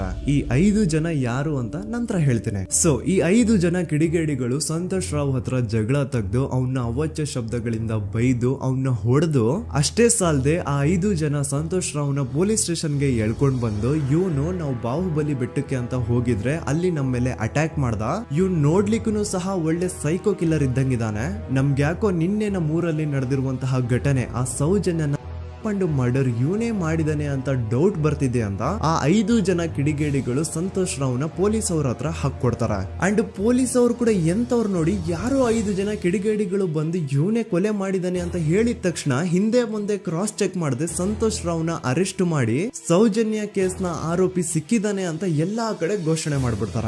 ಜನರಿಗೆ ಈ ಕಡೆ ಒಂಥರ ನೆಮ್ಮದಿ, ಓ ಬಿಡಪ್ಪ ನಮ್ ಪೊಲೀಸ್ ಅವ್ರಿಗೆ ತಮ್ಮ ಡ್ಯೂಟಿ ಮೇಲೆ ಎಷ್ಟೊಂದು ನಿಷ್ಠೆ ಇದೆ, ಒಂದೇ ದಿನದಲ್ಲಿ ಆರೋಪಿನ ಹಿಡಿದ್ಬಿಟ್ರಲ್ಲ ಅಂತ ಪೊಲೀಸ್ ಅವ್ರ ಮೇಲೆ ಫುಲ್ ಒಂಥರ ಹೊಗಳ್ತಾ ಇರ್ತಾರೆ. ಆದ್ರೆ ಪಾಪ ಜನರಿಗೆ ಎಲ್ಲಿ ಗೊತ್ತಿತ್ತು ಈ ಕೇಸ್ ನ ರಿಯಲ್ ಆರೋಪಿ ಬೇರೆ ಯಾರೋ ಇದಾರೆ, ಪೊಲೀಸ್ ಅವರೇ ಈ ಕೇಸ್ ನ ಮಿಸ್ಲೀಡ್ ಮಾಡೋದಕ್ಕೆ ಸುಮ್ನೆ ಸಂತೋಷ್ ನ ಅರೆಸ್ಟ್ ಮಾಡಿದ್ದಾರೆ ಅಂತ. ಸೊ ಸಂತೋಷ್ ರಾವ್ ಒಂದು ಹುಡುಗಿಯ ರೇಪ್ ಅಂಡ್ ಮರ್ಡರ್ ಕೇಸ್ ಅಲ್ಲಿ ಅರೆಸ್ಟ್ ಆಗಿದ್ದಾನೆ ಅನ್ನೋ ವಿಷಯ ಸಂತೋಷ್ ನ ತಾಯಿಗೆ ಗೊತ್ತಾದಾಗ ಅವ್ರ ಪಾಪ ನೋವಲ್ಲಿ ಕುರ್ಗಿ ಸಾಯ್ತಾರ. ಅಂಡ್ ಇನ್ನು ಅವ್ರ ತಂದೆ ಒಂದು ಕಡೆ ಪಾಪ ಹೆಂಡತಿನ ಕಳ್ಕೊಂಡಿರುವಂತಹ ನೋವು, ಇನ್ನೊಂದು ಕಡೆ ಮಗ ನೋಡಿದ್ರೆ ಯಾವ್ದೋ ಫಾಲ್ಸ್ ಕೇಸ್ ಅಲ್ಲಿ ಅರೆಸ್ಟ್ ಆಗಿದ್ದಾನೆ. ಈ ಕಡೆ ಕೇಸ್ ನ ಇನ್ವೆಸ್ಟಿಗೇಷನ್ ನಡೀತಾ ಇದೆ. ಅಂಡ್ ಇಲ್ಲಿ ನಾನು PSI ಯೋಗೇಶ್ ಅವ್ರ ಬಗ್ಗೆ ಅಂತೂ ಮೆನ್ಷನ್ ಮಾಡ್ಲೇಬೇಕು. ಈ ಪೊಲೀಸ್ ಆಫೀಸರು ಗೊತ್ತಿದ್ದು ಈ ತಪ್ಪನ ಮಾಡಿದ್ರು ಅಥವಾ ಗೊತ್ತಿಲ್ದೇನೆ ಈ ತಪ್ಪನ ಮಾಡಿದ್ರು ನನ್ಗಂತೂ ಗೊತ್ತಿಲ್ಲ. ಸೊ ಇವ್ರು ಏನ್ ಮಾಡ್ತಾರೆ ಅಂತಂದ್ರೆ ಸೌಜನ್ಯನ ಬಾಡಿನ ಪೋಸ್ಟ್ ಮಾರ್ಟಮ್ ಗೆ ಕಳಿಸಿದಾಗ ಡಾಕ್ಟರ್ಸ್ ಹಂಗೋ ಹಿಂಗೋ ಮಾಡಿ ಇಂದ ಕೆಲವೊಂದು ಸ್ಪರ್ಮ್ ನ ಸ್ಯಾಂಪಲ್ಸ್ ಕಲೆಕ್ಟ್ ಮಾಡ್ತಾರ. ಅದನ್ನ ಅವರು PSI ಯೋಗೇಶ್ಗೆ ಕೊಟ್ಟು ಇದನ್ನ ವಿತಿನ್ 72 ಅವರ್ಸ್ ಒಳಗಡೆ ಇನ್ನೊಂದು ಲ್ಯಾಬ್ ಗೆ ಸಬ್ಮಿಟ್ ಮಾಡಿ ಅಂತ ತುಂಬಾ ಕ್ಲಿಯರ್ ಆಗಿ ಹೇಳ್ತಾರೆ. ಆದ್ರೆ PSI ಯೋಗೇಶ್ ಆ ಸ್ಪರ್ಮ್ ಸ್ಯಾಂಪಲ್ಸ್ ನ ವಿತಿನ್ 72 ಅವರ್ಸ್ ಒಳಗಡೆ ಲ್ಯಾಬ್ ಕಳ್ಸೋದಿರ್ಲಿ, ಅದನ್ನ 12 ದಿನ ಆದ್ಮೇಲೆ ಲ್ಯಾಬ್ ಕಳಿಸ್ತಾರ. ಅಷ್ಟೊತ್ತಿಗೆ ಆಲ್ರೆಡಿ ಆ ಸ್ಪರ್ಮ್ ಸ್ಯಾಂಪಲ್ಸ್ ಗೆಲ್ಲ ಫಂಗಸ್ ಹಿಡಿದು ಅದು ಅನ್ಫಿಟ್ ಫಾರ್ ಟೆಸ್ಟಿಂಗ್ ಅಂತ ಬರುತ್ತೆ. ಈಗ ನೀವೇ ಹೇಳಿ, ಎಂತ ಡಂಬೆಸ್ಟ್ ಪರ್ಸನ್ ಪೊಲೀಸ್ ಆಫೀಸರ್ ಆಗಿದ್ರು ಅವನ ಹತ್ರ ಒಂದು ಮರ್ಡರ್ ಕೇಸ್ ಬಂದಾಗ ಅವನ ಹತ್ರ ಇರೋ ಮೇನ್ ಸಾಕ್ಷಿನೇ, ಮೇನ್ ಎವಿಡೆನ್ಸ್ ಆ ಹುಡುಗಿಯ ಇಂದ ಕಲೆಕ್ಟ್ ಆಗುವಂತಹ ಸ್ಪರ್ಮ್ ಸ್ಯಾಂಪಲ್ಸ್. ಸೊ ಅದನ್ನ ಮೊದಲು ಲ್ಯಾಬ್ ಕಳಿಸಿ ಅದನ್ನ ಐಡೆಂಟಿಫೈ ಮಾಡೋದು ಪೊಲೀಸ್ ಅವರ ಫಸ್ಟ್ ಡ್ಯೂಟಿ. ಆದ್ರೆ ಇಲ್ಲಿ PSI ಯೋಗೇಶ್ ಅವರು ಇದನ್ನೇ ಮರ್ತು ಹೋದ್ರು ಅಂತ ನೋಡಿ. ಯಾವುದೇ ಒಂದು ಕೇಸ್ ಅಲ್ಲಿ ಪೊಲೀಸ್ ಅವರು ಆದಷ್ಟು ಎವಿಡೆನ್ಸ್ ನ ಕಲೆಕ್ಟ್ ಮಾಡೋದಕ್ಕೆ ಟ್ರೈ ಮಾಡ್ತಾರ. ಆದ್ರೆ ಈ ಒಂದು ಕೇಸ್ ಅಲ್ಲಿ ಮಾತ್ರ ಪೊಲೀಸ್ ಅವರು ಎವಿಡೆನ್ಸ್ ನ ಕಲೆಕ್ಟ್ ಮಾಡೋ ಬದಲಾಗಿ ಎವಿಡೆನ್ಸ್ ನ ಡಿಸ್ಟ್ರಾಯ್ ಮಾಡೋದ್ರಲ್ಲಿ ಮುಂದೆ ಇದ್ರು. ಅಷ್ಟೇ ಅಲ್ಲದೆ ಈ ಪೊಲೀಸ್ ಆಫೀಸರ್ ಸೇರ್ಕೊಂಡು ಸಂತೋಷ್ ರಾವ್ಗೆ ಸೆಲ್ ಅಲ್ಲಿ ಎಂತ ಟಾರ್ಚರ್, ಎಂತ ಹಿಂಸೆ ಕೊಡ್ತಾರೆ ಅಂದ್ರೆ ನೆನ್ಸ್ಕೊಂಡ್ರೆ ಮೈ ಜುಮ್ ಅನ್ನುತ್ತಾ. ಹೊಡಿಯೋದು, ಕೆಟ್ಟದಾಗ ಬೈಯೋದು, ಇದೆಲ್ಲ common. Most brutal parties Santosh ರಾವ್ನ ಪ್ಯಾಂಟ್ ಬಿಚ್ಚಿ ಅವನ ಪ್ರೈವೇಟ್ ಪಾರ್ಟ್ ಮೇಲೆ ಬಿಸಿ ಬಿಸಿ ಕುದೀತಾ ಇರುವಂತಹ ನೀರ್ ಚಲ್ತಾರ. ಈ ಕ್ರೈಮ್ ನೀನೇ ಮಾಡಿದ್ಯಾ ಅಂತ ಒಪ್ಕೋ, ಇಲ್ಲ ಅಂತಂದ್ರೆ ನಿನ್ನ ಸೆಲ್ ಒಳಗಡೆನೆ ಸಾಯಿಸ್ಬಿಡ್ತೀವಿ, ನಿನ್ನ ತಂದೆ ತಾಯಿ ಎಲ್ರು ಸಾಯಿಸ್ಬಿಡ್ತೀವಿ ಅಂತ ಬ್ಲಾಕ್ ಮೇಲ್ ಮಾಡ್ತಾರ. ನೋಡಿ, ಸಂತೋಷ್ ರಾವ್ ಜಾಗದಲ್ಲಿ ನನ್ನಂತ ನಿಮ್ಮಂತ ನಾರ್ಮಲ್ ಪರ್ಸನ್ ಯಾರಾದ್ರೂ ಇದ್ದಿದ್ರೆ ಪೊಲೀಸ್ ಅವರು ಕೊಡ್ತಿರುವಂತಹ ಹಿಂಸೆನ ತಡ್ಕೊಳಕ್ಕಾಗದೆ ಆ ಕ್ರೈಮ್ ಮಾಡಿಲ್ಲ ಅಂದ್ರೂ ಮಾಡಿದೀನಿ ಅಂತ ಒಪ್ಕೊಬಿಡ್ತಾ ಇದ್ವಿ. ಆದ್ರೆ ಸಂತೋಷ್ ರಾವ್ ಮೆಂಟಲಿ ಇಲ್ಲಿರೋದೇ ಅವನ್ಗೆ ಅಡ್ವಾಂಟೇಜ್ ಆಗೋಯ್ತು. ಪೊಲೀಸ್ಗಳು ಸಂತೋಷ್ ರಾವ್ಗೆ ಎಷ್ಟೇ ಹೊಡೆದ್ರು, ಎಷ್ಟೇ ಬೈದ್ರು, ಎಷ್ಟೇ ಬ್ಲಾಕ್ ಮೇಲ್ ಮಾಡಿದ್ರು ಸಂತೋಷ್ ರಾವ್ ಬಾಯಲ್ಲಿ ನಾನ್ ಈ ಕ್ರೈಮ್ ನ ಮಾಡಿಲ್ಲ ಅಂತಾನೆ ಬರುತ್ತೆ ಹೊರತು ಆ ಕ್ರೈಮ್ ನ ಅವನು ಒಪ್ಕೊಳ್ಳೋದೇ ಇಲ್ಲ. ದೆನ್ ಕೋರ್ಟ್ ಟ್ರಯಲ್ಸ್ ಸ್ಟಾರ್ಟ್ ಆಗುತ್ತೆ. ಈ ಕ್ರೈಮ್ ನ ಸಂತೋಷೇ ಮಾಡಿದಾನೆ ಅಂತ ಸೌಜನ್ಯ ಕಡೆಯ ಲಾಯರ್ ವಾದ ಮಾಡ್ತಾನೆ. ಅದಕ್ಕೆ ಆಪೋಸಿಟ್ ಆಗಿ ಸಂತೋಷ್ ರಾವ್ ಕಡೆಯಿಂದ ಒಬ್ರು ಲಾಯರ್ ಇಲ್ಲ, ಸಂತೋಷ್ ರಾವ್ ಈ ಕ್ರೈಮ್ ನ ಮಾಡ್ಲಿಕ್ಕೆ ಸಾಧ್ಯನೇ ಇಲ್ಲ ಅಂತ ವಾದ ಮಾಡ್ತಿರ್ತಾರೆ. ಅಂಡ್ ಕೋರ್ಟ್ ಇಂದ ಆಚೆಗಡೆ ಸಂತೋಷ್ ರಾವ್ ನ ಅಗೇನ್ಸ್ಟ್ ಸ್ಟೂಡೆಂಟ್ಸ್ ಪ್ರೊಟೆಸ್ಟ್ ನಡೆಯುತ್ತೆ, ಪಬ್ಲಿಕ್ ಪ್ರೊಟೆಸ್ಟ್ ನಡೆಯುತ್ತೆ. ಅರೆಸ್ಟ್ ಆಗಿರುವಂತಹ ಸಂತೋಷ್ ರಾವ್ಗೆ ಗಲ್ಲಿಗೇರಿಸ್ರಿ ಅಂತ ಅವ್ರು ಡಿಮ್ಯಾಂಡ್ ಮಾಡ್ತಿರ್ತಾರೆ. ಸೊ ಹೀಗೆ ಒಂದು 2-3 ವರ್ಷ ಕಳೆದು ಹೋಗುತ್ತೆ. ನಂತರ ಒಂದು ಕೋರ್ಟ್ ಟ್ರಯಲ್ ಅಲ್ಲಿ ಸಂತೋಷ್ ರಾವ್ ಪರವಾಗಿ ಹೋರಾಡ್ತಿದ್ದಂತಹ ಲಾಯರ್ ಯಾಕೆ ಈ ಕೇಸ್ ಅಲ್ಲಿ ಸಂತೋಷ್ ಆರೋಪಿ ಅಲ್ಲ ಅಂತ ಪ್ರೂವ್ ಮಾಡ್ಲಿಕ್ಕೆ ಕೆಲವೊಂದು ಪಾಯಿಂಟ್ಸ್ ನ ಮುಂದೆ ಇಡ್ತಾರೆ. ಅದೇನಂತಂದ್ರೆ, ಮೊದಲನೇದಾಗಿ ಸಂತೋಷ್ ರಾವ್ ಈ ಕ್ರೈಮ್ ನ ಮಾಡಿದಾನೆ ಅಂತ ಒಬ್ರು ಒಂದು ಐ ವಿಟ್ನೆಸ್ ಇರಲ್ಲ. ಇನ್ನೊಂದೇನು ಅಂತಂದ್ರೆ, ಯಾವೊಂದು ಕಂಡೀಷನ್ ಅಲ್ಲಿ, ಯಾವೊಂದು ಬ್ರೂಟಲ್ ಕಂಡೀಷನ್ ಅಲ್ಲಿ ಸೌಜನ್ಯನ ಬಾಡಿ ಸಿಕ್ಕಿತ್ತೋ ಅದನ್ನ ಗಮನದಲ್ಲಿಟ್ಕೊಂಡು ಸ್ವಲ್ಪ ಪ್ರಾಕ್ಟಿಕಲ್ ಆಗಿ ಥಿಂಕ್ ಮಾಡಿದ್ರೆ ಆ ಒಂದು ಭೀಕರ ಕ್ರೈಮ್ ನ ಒಬ್ನೇ ಮಾಡ್ಲಿಕ್ಕೆ ಸಾಧ್ಯನೇ ಇಲ್ಲ. ಇನ್ನೊಂದು ಪಾಯಿಂಟ್ ಏನು ಅಂತಂದ್ರೆ, ಸೌಜನ್ಯನ ಇಂದ ಪೊಲೀಸ್ ಅವ್ರಿಗೆ ಯಾವುದೇ ಸ್ಪರ್ಮ್ ಸ್ಯಾಂಪಲ್ ಸಿಗ್ಬಾರ್ದು ಅಂತ 6 ಇಂಚು ಅಷ್ಟು ಮಣ್ಣು ಹಾಕಿರ್ತಾರ. ಸೊ ಈಗ ನೀವೇ ಹೇಳಿ, ಮೆಂಟಲಿ ಇಲ್ಲಿರುವಂತಹ ಪರ್ಸನ್ಗೆ ಇಷ್ಟೊಂದು ಬುದ್ಧಿವಂತಿಕೆ ಇರುತ್ತಾ ಅನ್ಕೊಳ್ಳಿ. ಅಷ್ಟೊಂದು ಬುದ್ಧಿವಂತಿಕೆ ಅವ್ನಿಗಿದ್ರು ಆ ಕ್ರೈಮ್ ಮಾಡಾದ್ಮೇಲೆ ಅವನ ಆ ಊರಿಂದ ಓಡ್ ಹೋಗ್ಬೋದಾಗಿತ್ತು. ಆದ್ರೆ ಮತ್ತ್ಯಾಕೆ ಅವನು ಅದೇ ಊರಲ್ಲೇ ಇರ್ತಾನೆ. ಅಂಡ್ ಸೌಜನ್ಯ ಕೊನೆಯದಾಗಿ ಪ್ರಕೃತಿ ಹಾಸ್ಪಿಟಲ್ ಮುಂದ್ಗಡೆಯಿಂದ ನಡ್ಕೊಂಡು ಹೋಗ್ತಾ ಇರ್ಬೇಕಾದ್ರೆ ಆ ಪ್ರಕೃತಿ ಹಾಸ್ಪಿಟಲ್ ನ ಸೆಕ್ಯೂರಿಟಿ ಗಾರ್ಡ್ ನೋಡ್ತಾನೆ. ಅಂಡ್ ಪ್ರಕೃತಿ ಹಾಸ್ಪಿಟಲ್ ನ ಆಚೆಗಡೆ CCTV ಕ್ಯಾಮೆರಾನು ಇರುತ್ತೆ. ಸಡನ್ಲಿ ಆ CCTV ಫುಟೇಜ್ ಕೂಡ ಕಾಣೆ ಆಗ್ಬಿಡುತ್ತಾ. ಇನ್ನೊಂದೇನು ಅಂತಂದ್ರೆ, ಸೌಜನ್ಯ ಮರ್ಡರ್ ಆಗಿದ್ದು ನೆಕ್ಸ್ಟ್ ದಿನಾನೇ ಪೊಲೀಸ್ ಅವರು ಆರೋಪಿನ ಹಿಡಿದ್ರು. ಸೊ ಹಾಗಿದ್ದಾಗ ಆ ಕಲೆಕ್ಟ್ ಮಾಡಿರುವಂತಹ ಸ್ಪರ್ಮ್ ಸ್ಯಾಂಪಲ್ಸ್ ನ ಲ್ಯಾಬ್ ಗೆ ಕಳಿಸಿ ಇವನೇ ಆರೋಪಿ ಅಂತ ಕನ್ಫರ್ಮ್ ಮಾಡೋ ಬದಲಾಗಿ ಯಾಕೆ ಪೊಲೀಸ್ ಅವರು ಆ ಸ್ಪರ್ಮ್ ಸ್ಯಾಂಪಲ್ಸ್ ನ ತಮ್ಮ ಹತ್ರನೇ ಇಟ್ಕೊಂಡು 12 ದಿನವರೆಗೂ ಅದಕ್ಕೆ ಫಂಗಸ್ ಹಿಡಿಯೋವರೆಗೂ ಕಾದು ಆಮೇಲೆ ಅದನ್ನ ಲ್ಯಾಬ್ ಕಳಿಸಿದ್ರು. ಅಂಡ್ ಮೇನ್ ಇಂಪಾರ್ಟೆಂಟ್ ಆಗಿ ಸಂತೋಷ್ ರಾವ್ಗೆ ಒಂದು ಗುಪ್ತ ರೋಗ ಇರುತ್ತೆ, ಅದೇ ಫಿಮೋಸಿಸ್ ಅಂತ. ಈ ಕಾಯಿಲೆ ಏನು ಅಂತ ನಾನು ಈ ವಿಡಿಯೋದಲ್ಲಿ ಡೀಟೇಲ್ಡ್ ಆಗಿ ಎಕ್ಸ್ಪ್ಲೈನ್ ಮಾಡ್ಲಿಕ್ಕೆ ಆಗಲ್ಲ. ಜಸ್ಟ್ ತಿಳ್ಕೊಳ್ಳಿ, ಈ ಒಂದು ಕಾಯಿಲೆ ಇರೋರು ಇಂಟಿಮಸಿ ಮಾಡ್ಲಿಕ್ಕೆ ಆಗಲ್ಲ. ಇನ್ ಕೇಸ್ ಮಾಡಿದ್ರು ಅವರು ಸುಖ ಅಲ್ಲ ನರಕ ಕಾಣ್ತಾರ. ಸೊ ಇಷ್ಟೆಲ್ಲ ವ್ಯಾಲಿಡ್ ಪಾಯಿಂಟ್ಸ್, ಇಷ್ಟೆಲ್ಲ ಫ್ಯಾಕ್ಟ್ಸ್ ಕಣ್ ಮುಂದೆ ಇರಬೇಕಾದ್ರೆ ಸ್ಟಿಲ್ ಪೊಲೀಸ್ ಅವರು ಯಾಕೆ ಈ ಕ್ರೈಮ್ ನ ಸಂತೋಷ್ ರಾವೇ ಮಾಡಿದಾನೆ ಅಂತ ಇವನ್ ಹಿಂದೆ ಬಿದ್ದಿದ್ದಾರೆ.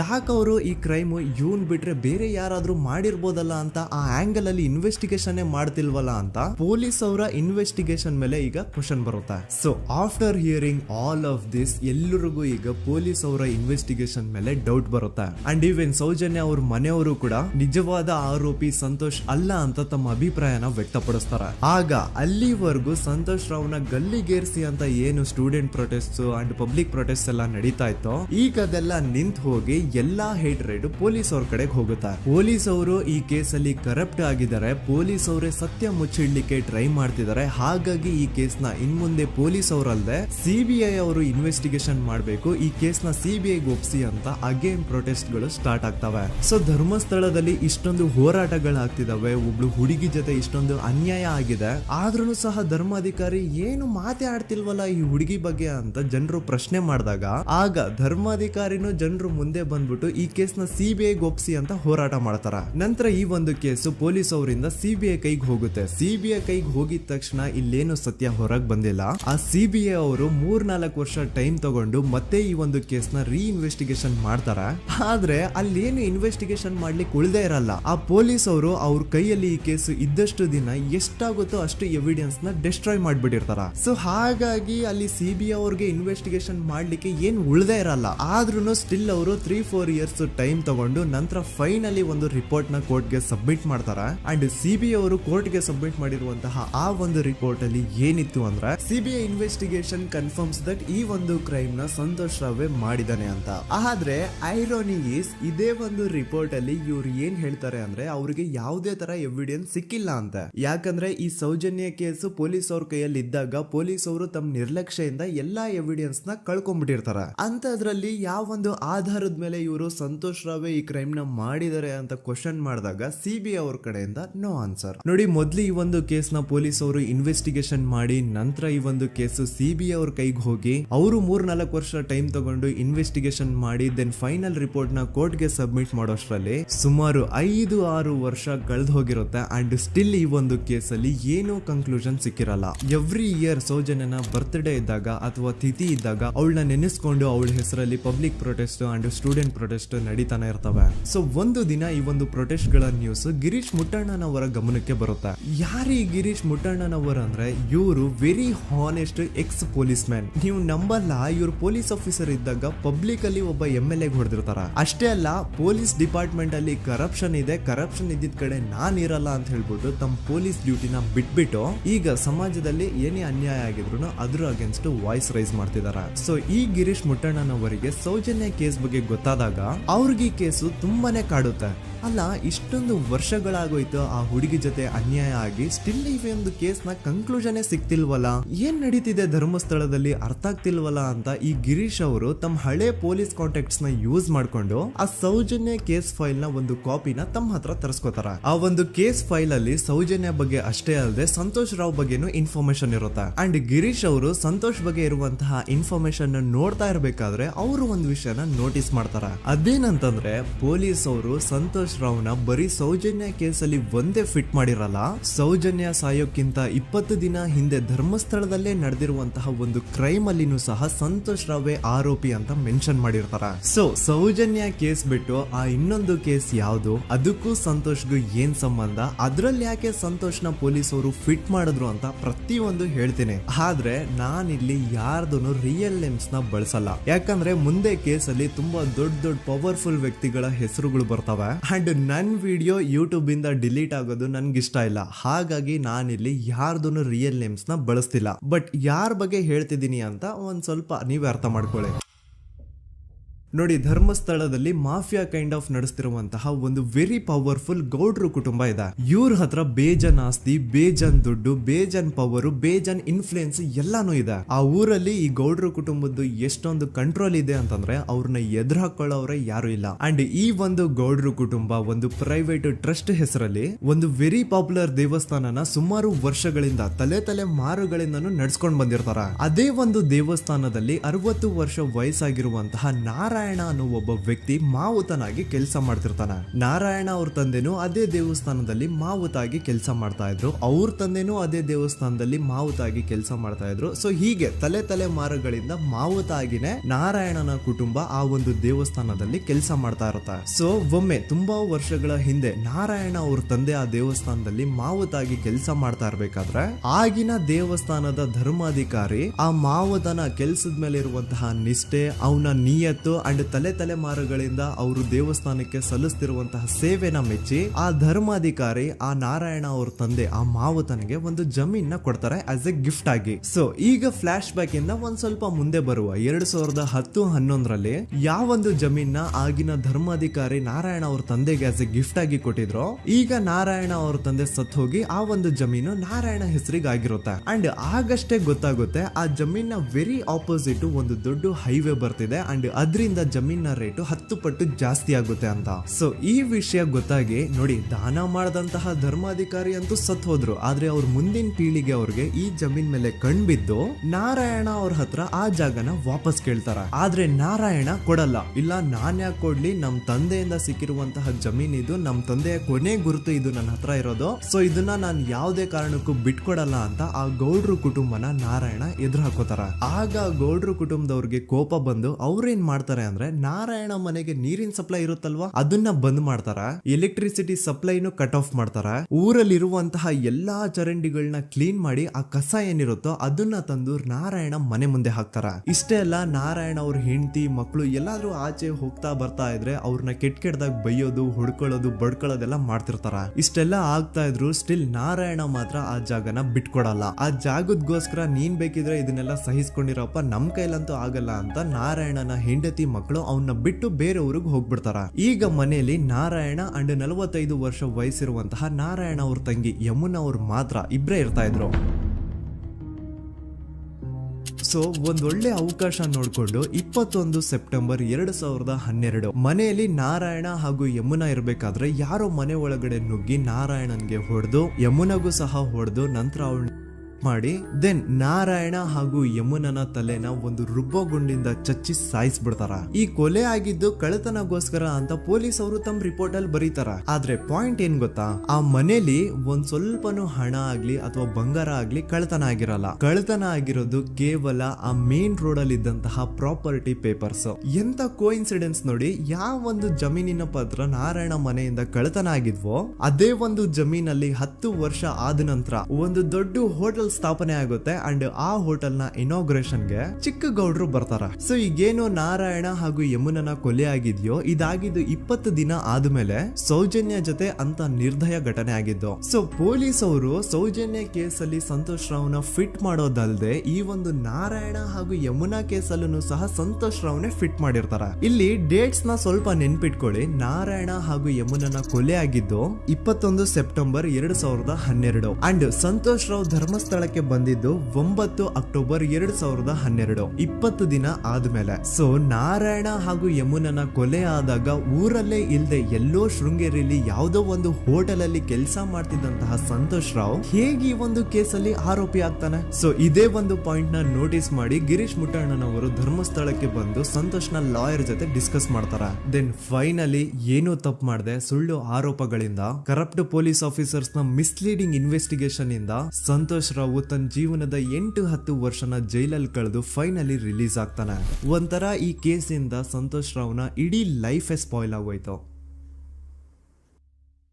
ಈಗ ಸಂತೋಷ್ ರಾವ್ ರಿಯಲ್ ಆರೋಪಿ ಅಲ್ಲ ಅಂತ ಕೋರ್ಟ್ ಅಲ್ಲಿ ಪ್ರೂವ್ ಆಯ್ತು. ಹಾಗಿದ್ರೆ ರಿಯಲ್ ಆರೋಪಿ ಯಾರು? ಪೊಲೀಸ್ ಅವರು ಯಾಕೆ ಕೇಸಲ್ಲಿ ಇಷ್ಟೊಂದು ಅನ್ಫೇರ್ ಇನ್ವೆಸ್ಟಿಗೇಷನ್ ಮಾಡಿದ್ರು? ಯಾರ ರಿಯಲ್ ಹೆಸರನ್ನ ಮುಚ್ಚಿಡ್ಲಿಕ್ಕೆ ಪೊಲೀಸ್ ಆಫೀಸರ್ಸ್ ಈ ಒಂದು ಕೇಸಲ್ಲಿ ಸಂತೋಷ್ ರಾವ್ನ ಸಿಗ್ಹಾಕ್ಸಿದ್ರು? ಇದೆಲ್ಲ ಥಿಂಕ್ ಮಾಡ್ತಾ ಹೋದ್ರೆ ನೋಡಿ ಆ ಊರಲ್ಲಿ ಆ ಪೊಲೀಸ್ ಆಫೀಸರ್ಸ್ಗೆ ಲಂಚ ಕೊಡೋಷ್ಟು, ಒಂದು ಪೊಲೀಸ್ ಇನ್ವೆಸ್ಟಿಗೇಷನ್ ನ ಸ್ಟಾಪ್ ಮಾಡೋಷ್ಟು ಅಥವಾ ಆ ಇನ್ವೆಸ್ಟಿಗೇಷನ್ ನ ಮಿಸ್ಲೀಡ್ ಮಾಡೋಷ್ಟು ಇನ್ಫ್ಲುಯೆನ್ಸ್ ಆಗ್ಲಿ, ಪವರ್ ಆಗ್ಲಿ ಅಥವಾ ಮನಿ ಆಗ್ಲಿ ಊರಿನ ಗೌಡ್ರು ಹತ್ರ ಮಾತ್ರ ಇದ್ದಿದ್ದು. ಸೊ ಈಗ ಸಂಶಯದ ಮುಳ್ಳು ಗೌಡ್ರು ಕಡೆ ತಿರುಗುತ್ತಾ ನೋಡಿ. ಪೊಲೀಸ್ ಅವರು ಸುಮ್ನೆ ಸಂತೋಷ್ ರಾವ್ನ ನಾರಾಯಣ ಹಾಗೂ ಯಮುನಾ ಕೇಸಲ್ಲಿ ಫಿಟ್ ಮಾಡಿದ್ರು. ಈಗ ಆ ಒಂದು ಕೊಲೆ ಪ್ರಕರಣಕ್ಕೂ ಸಂತೋಷ್ ರಾವ್ಗೂ ಏನು ಸಂಬಂಧನೇ ಇರ್ಲಿಲ್ಲ. ಹಂಗೆ ಥಿಂಕ್ ಮಾಡಿ ನಾರಾಯಣ ಸತ್ರೆ ಅಥವಾ ಅವನ ತಂಗಿ ಯಮುನಾ ಸತ್ರೆ ಯಾರಿಗ ಅಡ್ವಾಂಟೇಜ್ ಆಗುತ್ತೆ? ಊರಿನ ಗೌಡ್ರಿಗೆ, ಯಾಕಂದ್ರೆ ಅವ್ರಿಗ ಜಮೀನ್ ಸಿಗುತ್ತಾ. ಸೊ ಈಗ ನಾರಾಯಣ ಹಾಗೂ ಯಮುನಾ ಕೇಸಲ್ಲಿ ಸಂತೋಷ್ ರಾವ್ ಆರೋಪಿ ಅಲ್ಲ ಅಂತ ಪ್ರೂವ್ ಆದ್ಮೇಲೆ ಹಾಗಿದ್ರೆ ಆ ಕೊಲೆ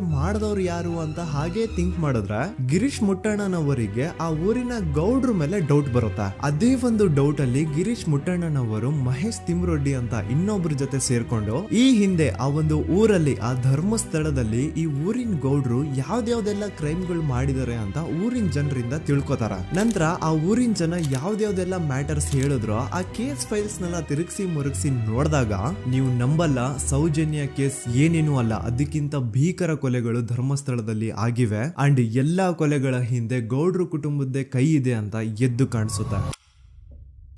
1977 ವೇದಾವಲ್ಲಿ ಕೇಸ್. ಧರ್ಮಸ್ಥಳ ಹತ್ತಿರ SDM ಪ್ರೈಮರಿ ಅಂಡ್ ಹೈಸ್ಕೂಲ್ ಅಂತ ಒಂದು ಸ್ಕೂಲ್ ಇರುತ್ತೆ. ಅಂಡ್ ಈ ಒಂದು ಪ್ರೈವೇಟ್ ಸ್ಕೂಲ್ ಬೇರೆ ಯಾರ್ದು ಅಲ್ಲ, ಆ ಗೌಡ್ರು ಕುಟುಂಬದ. ಈ ಸ್ಕೂಲ್ ಅಲ್ಲಿ 1977 ಅಲ್ಲಿ ವೇದಾವಲ್ಲಿ ಅಂತ ಒಬ್ರು ಟೀಚರ್ ವರ್ಕ್ ಮಾಡ್ತಿರ್ತಾರ. ವೇದಾವಲ್ಲಿ ಆ ಟೀಚರ್ ಜಾಬ್ಗೆ ತುಂಬಾನೇ ಓವರ್ ಕ್ವಾಲಿಫೈಡ್. ಅವರ ಕ್ವಾಲಿಫಿಕೇಶನ್ಸ್ ನ ಗಮನದಲ್ಲಿ ಇಟ್ಕೊಂಡ್ರೆ ಅವ್ರಿಗೆ HM ಅಥವಾ ಪ್ರಿನ್ಸಿಪಲ್ ನ ಪೋಸ್ಟ್ ಸಿಗ್ಬೇಕು. ಆದ್ರೂ ಸಹ ವೇದಾವಲ್ಲಿ ಆಸ್ ಎ ಟೀಚರ್ ಆಗಿನೇ ಕೆಲಸ ಮಾಡ್ಕೊಂಡು ಹೋಗ್ತಿರ್ತಾರ.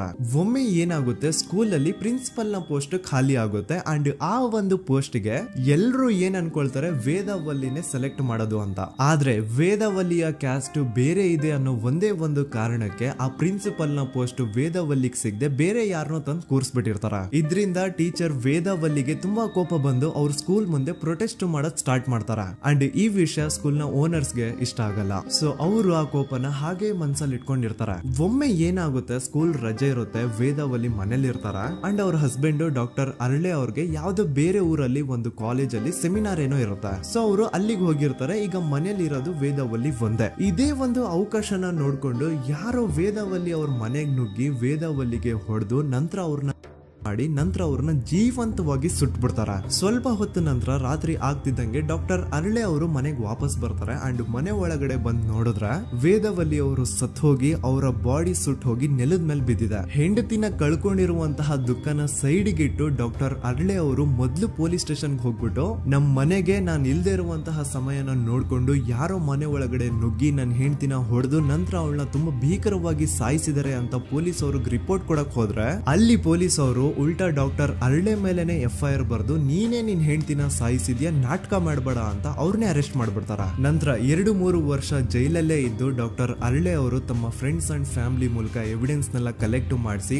ತಾನ ಕೊಲೆನ ಮಾಡಿಲ್ಲ, ತನ್ನ ಹೆಂಡತಿನ ಸಾಯಿಸಿಲ್ಲ ಅಂತ ಕೋರ್ಟ್ ಅಲ್ಲಿ ಪ್ರೂವ್ ಮಾಡ್ಕೊಂಡು ಜೈಲಿಂದ ರಿಲೀಸ್ ಆಗ್ತಾರ. ಸೊ ಈಗ ಡಾಕ್ಟರ್ ಅರಳೆ ಅವರು ಈ ಒಂದು ಕ್ರೈಮ್ ನ ಮಾಡಿಲ್ಲ ಅಂತಂದ್ರೆ ವೇದಾವಲ್ಲಿನ ಅಷ್ಟು ಭೀಕರವಾಗಿ ಸಾಯಿಸಿದವ್ರು ಯಾರು, ಈ ವಿಷಯ ಇವತ್ತಿನವರೆಗೂ ಗೊತ್ತಾಗಿಲ್ಲ. 1986 ಅಲ್ಲಿ ನಡೆದಂತಹ ಪದ್ಮಲತಾ ಕೇಸ್. ಪದ್ಮಲತಾ ಅವ್ರ ತಂದೆ ಕಮ್ಯುನಿಸ್ಟ್ ಪಾರ್ಟಿನ ಲೀಡರ್ ಇರ್ತಾರೆ. ಅವ್ರ ರಿಯಲ್ ನೇಮ್ ಏನು ಅಂತ ನಮಗ್ ಗೊತ್ತಾಗಿಲ್ಲ, ಬಟ್ ಈ ವಿಡಿಯೋದಲ್ಲಿ ಅವ್ರ ಹೆಸರು ಲಕ್ಷ್ಮಣ್ ಅಂತ ಅನ್ಕೊಳ್ಳಿ. ಸೊ ಕಮ್ಯುನಿಸ್ಟ್ ಪಾರ್ಟಿನ ಲೀಡರ್ ಇರುವಂತಹ ಲಕ್ಷ್ಮಣ್ ಅವ್ರಿಗೆ ಊರಲ್ಲಿ ತುಂಬಾನೇ ಸಪೋರ್ಟ್ ಇರುತ್ತೆ. ಊರಿನ ಜನರ ಫೇವ್ರೇಟ್ ಇರ್ತಾರೆ ಇವರು. ಅಂಡ್ ಅದೇ ವರ್ಷ ಅಂದ್ರೆ 1986 ಅಲ್ಲಿ ಪಂಚಾಯತ್ ಎಲೆಕ್ಷನ್ ಬೇರೆ ಇರುತ್ತೆ ಅಂಡ್ ಎಲ್ರಿಗೂ ಗೊತ್ತಿತ್ತು ಲಕ್ಷ್ಮಣೆ ಗೆಲ್ಲೋದು ಅಂತ. ಆ ಪಂಚಾಯತ್ ಎಲೆಕ್ಷನ್ ಅಲ್ಲಿ ಲಕ್ಷ್ಮಣ್ ಆಪೋಸಿಟ್ ಗೌಡ್ರಿಗೆ ತುಂಬಾ ಬೇಕಾಗಿರೋರು ಒಬ್ರು ನಿಂತಿರ್ತಾರ ಅಂಡ್ ಅವ್ರಿಗೂ ಗೊತ್ತಿತ್ತು ಎಲೆಕ್ಷನ್ ಏನಾದ್ರು ಆದ್ರೆ ಲಕ್ಷ್ಮಣ ಎಲೆಕ್ಷನ್ ಅಲ್ಲಿ ಗೆಲ್ಲೋದು ಅಂತ. ಸೊ ಎಲ್ಲಿ ಸೋತೋಗ್ಬಿಡ್ತೀವೋ ಅನ್ನೋ ಭಯಕ್ಕೆ ಆ ಗೌಡ್ರು ಕಡೆ ಅವ್ರು ಏನ್ ಮಾಡ್ತಾರೆ, ಲಕ್ಷ್ಮಣ್ ಅಪ್ರೋಚ್ ಮಾಡಿ ಮುಚ್ಕೊಂಡು ಈ ಪಂಚಾಯತ್ ಎಲೆಕ್ಷನ್ ಅಲ್ಲಿ ನಿನ್ ನಾಮಿನೇಷನ್ ನ ಕ್ಯಾನ್ಸಲ್ ಮಾಡು ಅಂತ ವಾರ್ನಿಂಗ್ ಕೊಡ್ತಾರ. ಆದ್ರೆ ಲಕ್ಷ್ಮಣ್ ಅವರು ಅಂಜದೆ ನೀವ್ ಏನ್ ಮಾಡ್ತಿರೋ ಮಾಡ್ಕೊಳ್ರಿ, ಆದ್ರೆ ನಾನ್ ಮಾತ್ರ ನಾಮಿನೇಷನ್ ನ ಕ್ಯಾನ್ಸಲ್ ಮಾಡಲ್ಲ ಅಂತ ಆ ಗೌಡ್ರು ಕುಟುಂಬನ ಎದುರು ಹಾಕೋತಾರ. ದೆನ್ ಎಂತ ಕೋಇನ್ಸಿಡೆನ್ಸ್ ನೋಡಿ, ನೆಕ್ಸ್ಟ್ ಡೇನೆ ಲಕ್ಷ್ಮಣ್ ಅವ್ರ ಮಗಳು ಪದ್ಮಲತಾ ಕಿಡ್ನಾಪ್ ಆಗ್ತಾಳ. ಸುಮಾರು 56 ದಿನ ಅವಳನ್ನ ಯಾರೋ ಕಿಡ್ನಾಪ್ ಮಾಡ್ತಾರೆ ಅಂಡ್ ಆ 56 ದಿನ ಡೈಲಿ ಅವಳನ್ನ ಶೋಷಣೆ ಕೂಡ ಮಾಡ್ತಾರ. ನಂತರ 56 ದಿನ ಆದ್ಮೇಲೆ ಪದ್ಮಲತನ ಬಾಡಿ ನೇತ್ರಾವತಿ ನದಿಲಿ ತೇಲ್ತಾ ಸಿಗುತ್ತಾ. ಆಸ್ ಎಕ್ಸ್ಪೆಕ್ಟೆಡ್ ಈ ಕೇಸಲ್ಲೂ ಪೊಲೀಸ್ ಅವ್ರ ಕಡೆಯಿಂದ ಪ್ರಾಪರ್ ಇನ್ವೆಸ್ಟಿಗೇಷನ್ ಆಗಲ್ಲ ಅಂಡ್ ಯಾರ್ ಪದ್ಮಲತನ ಕಿಡ್ನಾಪ್ ಮಾಡಿದ್ರು, ಯಾರು ಅವಳನ್ನ 15 ದಿನವರೆಗೂ ಶೋಷಣೆ ಮಾಡಿ ನಂತರ ಅವಳನ್ನ ಅಷ್ಟು ಭೀಕರವಾಗಿ ಸಾಯಿಸಿದ್ರು ಅಂತ ಇವತ್ತಿನ ದಿನದವರೆಗೂ ಗೊತ್ತಾಗಿಲ್ಲ. ಮತ್ತೆ ನಮಗೆ ಗೊತ್ತಾದದು 22ಕ್ಕೆ ಸ್ಕೂಲ್ ಡೇ 56 ದಿನ ಕಳೆದು ಹೊಳೆಯಲ್ಲಿ ಏನೋ ಉಂಟು ಕೇಳಿ ಪೊಲೀಸಿನವರು ಬರುವಾಗ ಬಂದು ಹೇಳುವಾಗ ನಮಗೆ ಗೊತ್ತಾಗ ಅವರು ನನ್ನನ್ನು ಕರ್ಕೊಂಡೋಗಿ ಅಲ್ಲಿ ಹೋಗಿದೆ. ಇನ್ನೊಂದು ಲಾಸ್ಟ್ ಕೇಸ್ ಇದೆ, ಇದು ಅರ್ಲಿ 2000 ಅಲ್ಲಿ ನಡೆದಿರೋದು. ಇವ್ರದ್ದು ಅಷ್ಟಾಗಿ ಡೀಟೇಲ್ಸ್ ನಾನು ಹೇಳಲ್ಲ, ಜಸ್ಟ್ ಮೇಲ್ ಹೇಳ್ತೀನಿ. 2000 ಇಸ್ವಿಯಲ್ಲಿ ಧರ್ಮಸ್ಥಳದಲ್ಲಿ 2 ಫಿನಾನ್ಸ್ ಬ್ಯಾಂಕ್ ಇರ್ತಾವೆ. ಒಂದು ಅಗೇನ್ ರಿಯಲ್ ನೇಮ್ ತಗೊಳ್ಳೋದು ಬೇಡ, ಲೈಕ್ ಜಸ್ಟ್ ಸಹಕಾರ ಗ್ರಾಮೀಣ ಬ್ಯಾಂಕ್ ಅನ್ಕೊಳ್ಳಿ. ಅಂಡ್ ಇನ್ನೊಂದು ಬಂದ್ಬಿಟ್ಟು SDM ಫೈನಾನ್ಸ್ ಪ್ರೈವೇಟ್ ಲಿಮಿಟೆಡ್. ಈ SDM ಫೈನಾನ್ಸ್ ಪ್ರೈವೇಟ್ ಲಿಮಿಟೆಡ್ ಬಂದು ಗೌಡ್ರು ಕುಟುಂಬ ಅವ್ರಿಗೆ ಸೇರಿದ್ದು. ಆ ಕಡೆ ಇವ್ರ ಆಪೋಸಿಟ್ ಏನದು ಗ್ರಾಮೀಣ ಬ್ಯಾಂಕ್ ಇತ್ತು, ಅದರಲ್ಲಿ ಒಬ್ಬ ಮ್ಯಾನೇಜರು ಬಡವ್ರಿಗೆ ಸಹಾಯ ಆಗ್ಲಿ ರೈತರಿಗೆ ಸಹಾಯ ಆಗ್ಲಿ ಅಂತ ತುಂಬಾ ಕಡಿಮೆ ಬಡ್ಡಿಗೆ ಲೋನ್ ಕೊಡ್ತಿರ್ತಾನೆ. ಇದರಿಂದಾಗಿ ಧರ್ಮಸ್ಥಳದಲ್ಲಿ ಆಲ್ಮೋಸ್ಟ್ ಎಲ್ಲಾ ಕಸ್ಟಮರ್ಸ್ ಆ ಗ್ರಾಮೀಣ ಬ್ಯಾಂಕ್ ಕಡೆಗೆ ಹೋಗ್ತಿರ್ತಾರೆ. SDM ಫೈನಾನ್ಸ್ ಪ್ರೈವೇಟ್ ಲಿಮಿಟೆಡ್ ಕಡೆಗೆ ಯಾರು ಬರ್ತಿರಲ್ಲ. ಇದರಿಂದ ಗೌಡ್ರಿಗೆ ಲಾಸ್ ಆಗ್ತಿರುತ್ತ. ಸೊ ಅವ್ರೇನ್ ಮಾಡ್ತಾರೆ, ಆ ಗ್ರಾಮೀಣ ಬ್ಯಾಂಕ್ ನ ಮ್ಯಾನೇಜರ್ ಏನಿದ್ನೋ ಅವನ್ಗೆ ಒಂದು ಸ್ವೀಟ್ ವಾರ್ನಿಂಗ್ ಕೊಡ್ತಾರ. ಮುಚ್ಕೊಂಡು ಇನ್ಮೇಲೆ ಇಂದ ನಿನ್ ಲೋನ್ಸ್ ಕೊಡೋದನ್ನ ನಿಲ್ಸ್ಬಿಡು. ಇನ್ ಕೇಸ್ ಲೋನ್ ಕೊಟ್ರು ನಾವ್ ಯಾವ ಇಂಟ್ರೆಸ್ಟ್ ರೇಟ್ ಗೆ ಲೋನ್ ನ ಕೊಡ್ತಾ ಇದೀವೋ ಅದೇ ರೇಟ್ ಗೆ ನೀನು ಕೊಡುವ ಅಂತ ಫೋರ್ಸ್ ಮಾಡ್ತಾರ. ಆದ್ರೆ ಆ ಗ್ರಾಮೀಣ ಬ್ಯಾಂಕ್ ನ ಮ್ಯಾನೇಜರ್ ಇದ್ಯಾವುದನ್ನು ಕಿವಿಗೆ ಹಾಕೊಳ್ಳಾರ್ದೆ ಅವ್ನ್ ಕೆಲಸ ಅವ್ನ್ ಮಾಡ್ಕೊಂಡು ಹೋಗ್ತಾನ. ದೆನ್ ಸಡನ್ಲಿ ಒಂದು ದಿನ ಬ್ಯಾಂಕ್ ಮ್ಯಾನೇಜರ್ ನ ಹೆಂಡತಿನ ಮನೆ ಒಳಗಡೆನೆ ನುಗ್ಗಿ ಯಾರು ಮಾಡಿ ತುಂಬಾ ಭೀಕರವಾಗಿ ಸಾಯಿಸ್ಬಿಡ್ತಾರ. ಇದರ ರಿಗಾರ್ಡಿಂಗ್ ಆ ಬ್ಯಾಂಕ್ ಮ್ಯಾನೇಜರ್ ಪೊಲೀಸ್ ಸ್ಟೇಷನ್ ಅಲ್ಲಿ ಕಂಪ್ಲೇಂಟ್ ಕೊಡಕ್ ಹೋದ್ರೆ ಪೊಲೀಸ್ ಅವರು ಉಲ್ಟಾ ಆ ಬ್ಯಾಂಕ್ ಮ್ಯಾನೇಜರ್ ಹೆಸರಲ್ಲೇ FIR ಬರ್ದು ನೀನೇ ನಿನ್ ಹೆಂಡತಿನ ಸಾಯಿಸಿದ್ಯಾ ಅಂತ ಅವನ್ನೇ ಅರೆಸ್ಟ್ ಮಾಡ್ಬಿಡ್ತಾರ. ನಂತರ ಒಂದ್ 2-3 ವರ್ಷ ಆ ಬ್ಯಾಂಕ್ ಮ್ಯಾನೇಜರ್ ಜೈಲಲ್ಲಿ ಇರ್ತಾನೆ. ಅದಾದ್ಮೇಲೆ ಅವನ ಕ್ರೈಮ್ ನ ಮಾಡಿಲ್ಲ ಅಂತ ಕೋರ್ಟ್ ಅಲ್ಲಿ ಪ್ರೂವ್ ಆಗುತ್ತೆ. ಆದ್ರೆ ರಿಯಲ್ ಕ್ರೈಮ್ ಮಾಡಿದವರು ಯಾರು ಅಂತ still it's A question mark. And ಇನ್ನೊಂದು ನಾರಾಯಣ ಅಂಡ್ ಯಮುನಾ ಕೇಸ್ ಬಗ್ಗೆ ಅಂತೂ ನಾನು ಆಗ್ಲೇ ನಿಮ್ಗೆ ಎಕ್ಸ್ಪ್ಲೇನ್ ಮಾಡಿದೆ. ಸೊ ಎಂತ ಕೋಇನ್ಸಿಡೆಂಟ್ಸ್ ಗಳು ನೋಡಿ, ಯಾರೆಲ್ಲ ಆ ಧರ್ಮಸ್ಥಳದಲ್ಲಿ ಗೌಡ್ರು ಕುಟುಂಬನ ಎದುರಾಕೊಂಡಿದಾರೋ ಅವ್ರ ಜೀವನದಲ್ಲಿ ಏನೋ ಒಂದು ತುಂಬಾ ದೊಡ್ಡ ದುರಂತ ನಡೆದು ಹೋಗುತ್ತಾ. ಅಂಡ್ ಸರ್ಪ್ರೈಸಿಂಗ್ಲಿ ಅವ್ರ ಕೇಸಲ್ಲಿ ಪೊಲೀಸ್ ಅವ್ರ ಕಡೆಯಿಂದ ಪ್ರಾಪರ್ ಇನ್ವೆಸ್ಟಿಗೇಷನ್ ಆಗಲ್ಲ. ಅಂಡ್ ಯಾರ ಕ್ರೈಮ್ ನ ಮಾಡಿದ್ರು ಅಂತ ಯಾವತ್ತೂ ಹೊರಗೆ ಬರೋದೇ ಇಲ್ಲ. ಸೊ ಈ ಗೌಡ್ರು ಕುಟುಂಬದವರು ಧರ್ಮಸ್ಥಳದಲ್ಲಿ ಬೇಜನ್ ಕರ್ಮಕಾಂಡಗಳನ್ನ ಮಾಡಿದ್ದಾರೆ. ಅಂಡ್ ಅವ್ರ ಪವರ್ ಅಂಡ್ ಅವ್ರಿಗಿರುವಂತಹ ಇನ್ಫ್ಲೂಯೆನ್ಸ್ ಇಂದ ಆ ಎಲ್ಲಾ ಕೇಸ್ ನ ಮುಚ್ಚಾಕಿದ್ದಾರೆ ಅಂತ